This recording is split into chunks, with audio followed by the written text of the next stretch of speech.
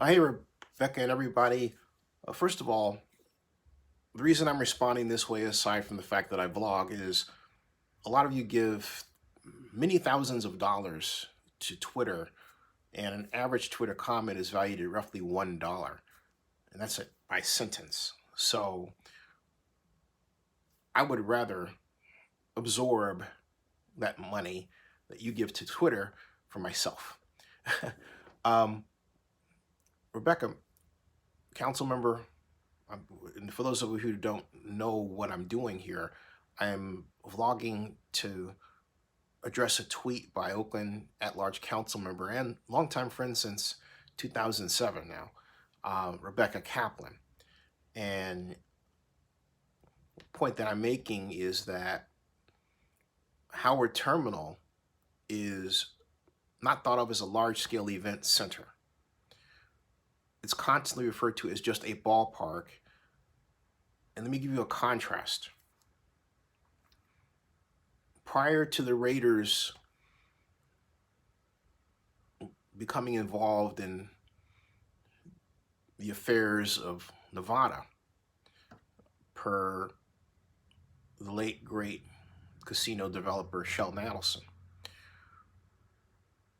what is now called Allegiant Stadium was always referred to by Las Vegas boosters, by a number of Nevada elected officials, by local planners as the large-scale event center. And originally it was supposed to be for the University of Nevada, Las Vegas, which is why UNLV plays there right now. But there was always a realization, and I mention them not just because the Raiders are there, but because I've always been impressed with how Las Vegas plans, and it does plan in its way. But I digress. Las Vegas has always had a focus on what's called a large-scale event center. The realization is that this giant building can hold many different types of events. And that's how sports facilities should be thought of. And where there are sports commissions, like San Jose, for example, that's been the case.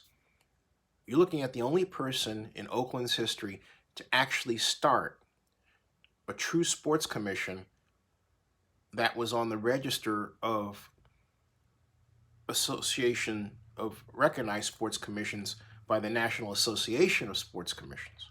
I'm very proud of that. I did that to have within it the Super Bowl 39 bidding committee because the National Football League had said you have to have a nonprofit organization that serves as the seat of your bid. So I didn't just start the bidding committee.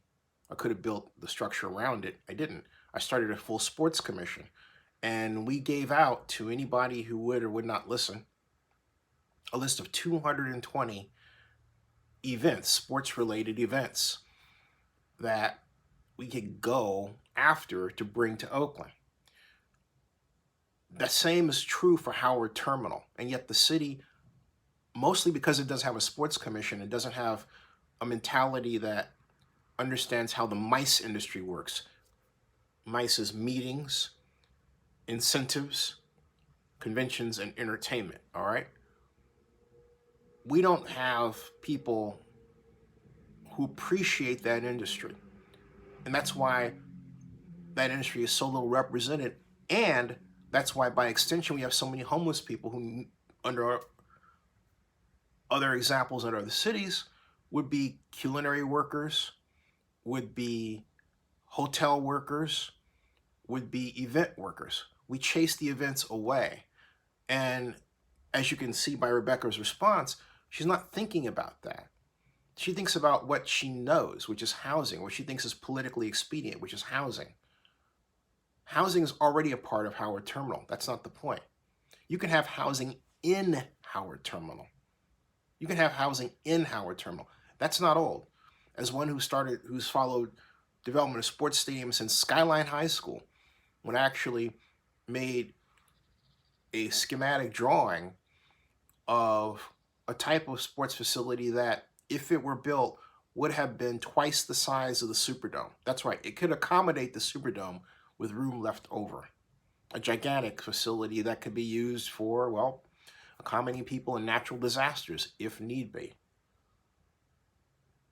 So I have some experience at this, and I'm telling you that when you sit down and think about a sports facility, stop doing what, for example, Oakland District and Councilmember Carol Fife does, referring to it as a baseball park, or, hey, I don't have time to pay attention to baseball. That is not the right way to think. You can have baseball, if you think about the game, pretty much anywhere, all right? That's wrong.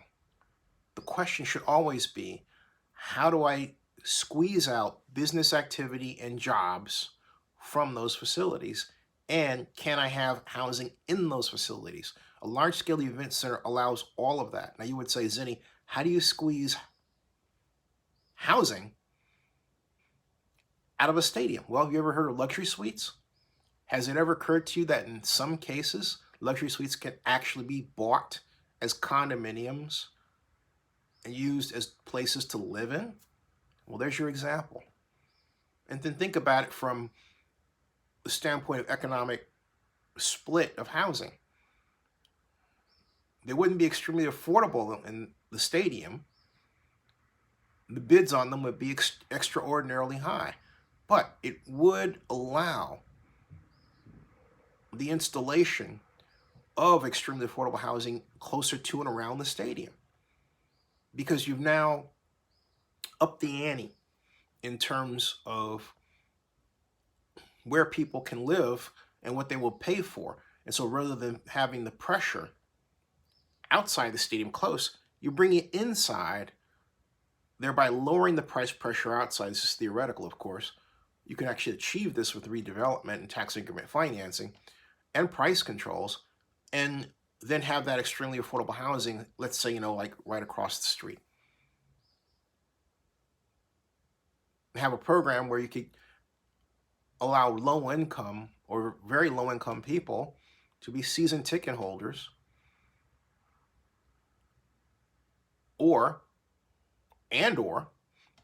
have a special place where they can actually view the game that's enclosed in the stadium, maybe something like the bleachers way high or low. There are all kinds of ways to square that circle, but I digress. Every configuration of Howard Terminal you see should ask the question, how many events and how much money will the city make from those events can be accommodated annually, and who will go after those events? Don't leave it to the athletics only working with AEG. Oakland needs a sports commission, because sports commissions not only do that, they also produce their own events. For example, you can have a type of, Oakland Strongwoman contest right there, okay? It would draw 15,000 people, I'll bet you. First of its kind in the city. With on the field, a kind of a track of events to do. Why not? That's just off the top of my head. There are other examples. You could televise that event if you wanted to, put it on YouTube, and go from there. You might even get national media to pick it up.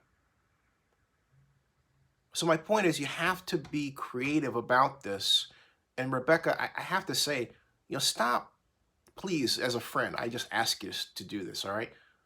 Stop trying to steer a conversation necessarily to what you know. I know housing extremely well enough to have done pro formas for people in the past, well enough to evaluate housing pro formas when I worked for Oakland Mayor Elihu Harris, and I sat representing Mayor Harris on the Community and Economic Development Committee, which met at 8:30 in the morning. In fact, the only reason that I wasn't able to be there for a full 10 years because Terry Frankie of the California First Amendment Coalition thought, oh, there's too much power of him sitting on there. Yeah. Hell with you, Terry. So anyway, if it were up to me, I would have said, screw the California First Amendment Coalition and ignore them. He just didn't like the fact that I was effective. And I was effective for people who had less. Because what I would do, and this is a digression, is if somebody couldn't afford to pay a loan back, because the city of Oakland had a tendency to give out loans to people that, you knew that they were going to have a problem, just turn it into a grant. Rather than having them come to the meeting and embarrassing them publicly, which is what we would do as a collective. And Nate Miley was on it. Ignacio De La Fuente was on it. For a time, Desley Brooks, So not Desley Brooks, but I'm sorry, Desley, not Desley Brooks. She wasn't on it. The other person, councilman whose name I just flew out of my head, but she was she used to wear big hats. For those of you who know what I'm talking about, used to wear, great lady. Used to wear big hats. Probably still does if she's still with us. I hope so. I think she is still with us. Used to wear huge hats, beautiful hats. At any rate, all of them would evaluate, and I remember with Ethel Long Scott, that was the case, who had a great nonprofit to teach low-income folks, black folks, about computing over there on 15th and Broadway, okay? So, point I'm making is, and I hope I'm hitting home here, is the importance of understanding events and businesses. You can connect local Oakland businesses to those events. So this is really important. I mean, it's really important to get this right and stop referring to this as, well, it's just a ballpark, as if, and it comes out in the pejorative fashion a lot. And every time you guys do this, it screams to me, you don't know what you're doing. Which, I mean, this is over-politicized. Politicians should not be driving this to begin with. It should be a panel of people appointed by elected officials. There are reports to elected officials. But having you guys as the star chamber when your attention is over here and over here and over here is why we have this problem. And it's why this project has been allowed to languish, talking about Howard Terminal, in mediocrity and incompetence. Okay? That is just a fact. To get to this point in the development of Howard Terminal, and you still don't have, according to the mayor in my interview yesterday, your sources and uses done, you have drafts flying around. Excuse me? Sources and uses are not hard to do. And to prove it, I'll do one what Howard Terminal can look like. Not should, but could, all right? And maybe should. Just to show that you don't have to have these in drafts. Show them to people. I mean, the only reason, look, the biggest problem in all this, is another digression, is that you all, I'm talking about the city of Oakland, have not been honest about tax increment financing, its use, and even more important, the level of subsidy that was capable and is capable of being produced from Howard Terminal down there. It's not the acreage, it's the assessed value. You all focus on acreage all the time because you can see maps. It's what you see. It's like you hate numbers or something. You got to get this right. Yesterday Libby's talking about the Raiders deal. Look, we're way past that. Every time we hit an intellectual snag, as we did with the Warriors, as we did with the Raiders, and as we're doing now, when I say we, I'm talking about financing, and you have some bozo that comes up and says, well, you don't want to spend public money. Every time that comes up, you all scream, we don't want to do the Raiders deal. Stop doing that. Why not admit you don't understand the financing dynamics, because it's evident you don't. Let me make it really easy for you. The bigger the assessed value at the base year, the bigger your tax increment is going to be. That is not a child of acreage. It can be, but it doesn't have to be. So you don't have to argue over, what and this is what I'm trying to explain, the same thing to David Cavall, because he doesn't understand either. And I'm the person who told him about tax increment financing, which he didn't know, okay, and about enhanced industrial development zones. So, I should say enhanced infrastructure development zones. keep saying development, but whatever, you get the idea, all right? So the legislation that was established by Jim Beal and signed into law by then California Governor September September 14th of 2015. That was the first, that gave rise to all of this. And then, of course, there's its sister legislation, which allows you to establish a community revitalization authority, which I think is a better option with more flexibility and something we should be doing and we should have done. But look, Dave and company, talking about the A's, spearheaded SB 293 Skinner. I think it's beautiful legislation for Howard Terminal. He wants to use it. Use it. You can use the excess tax increment to spill over into areas of the other areas of the city. When that was established and written and signed into law by California Governor Gavin Newsom, October 11th of 2019, right when that happened, somebody should have been on the phone with the county, all right? But here's the catch. The county share of the tax increment that's going to be taken is about 15 to 20%.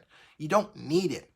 You can take that 15 to 20% loss, per se, and just calculate that you need to build $2,150,000,000, 15%, okay? 2 billion, actually 2,250,000,000, but 2 billion plus 1 times 1 times 1 5 to get you your 15%. That amount, all right? That amount, the 2 million times that 15% of that 2 billion is the target that you need to establish for the base year. Because if you do that, you will have a 15% greater tax increment revenue take from where your 1% would be drawn for your revenue, okay? From the total, then you would have if you just decided to not use the county's share. That's how you get around that. Just do the math yourself. You'll find out. Because my consistent criticism with all of you is that you don't understand the formulaic dynamics of what you're dealing with.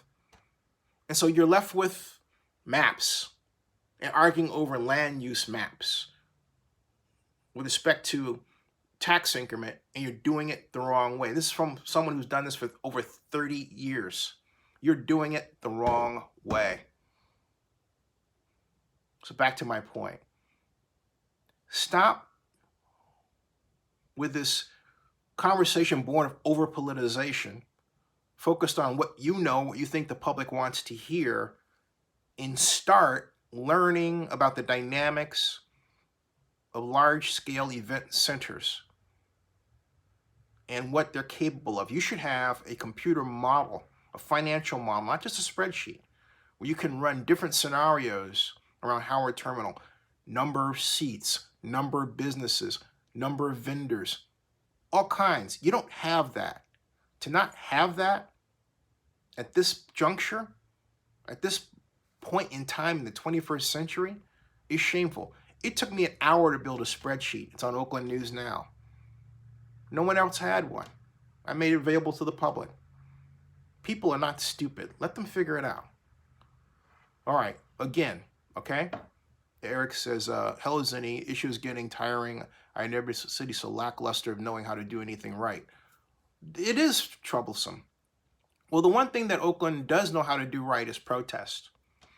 But we don't know how to run our city in a way that makes effective change for people fast, okay?